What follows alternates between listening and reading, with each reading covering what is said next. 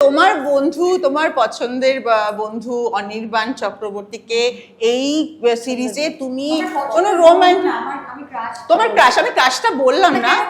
আচ্ছা crush, crush এই কাটো কেটে ক্রাশ, তোমার ক্রাশ এখান থেকে শুরু করবে।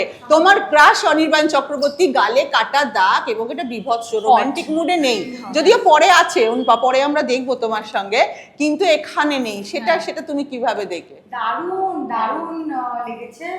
আর আমার খুবই এটা পছন্দ হয় ওর ব্যাপারে, যে একদিকে একে একদিকে লালমোহন বাবু, এটা তো মানুষে অ্যাকসেপ্ট করে নিয়েছে। অনির্বাণকে মানুষে লালমোহন বাবু হিসেবে বা একেন হিসেবে অ্যাকসেপ্টেড, প্রুভেন, সেলিব্রেটেড।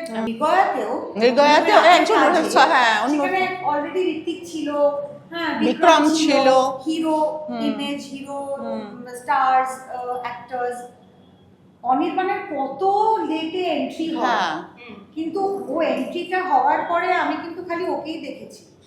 এক কথায় কি বলবে অনির্বাণ চক্রবর্তীকে? 3 কথাই বলতে বলো। I love you. কাকে?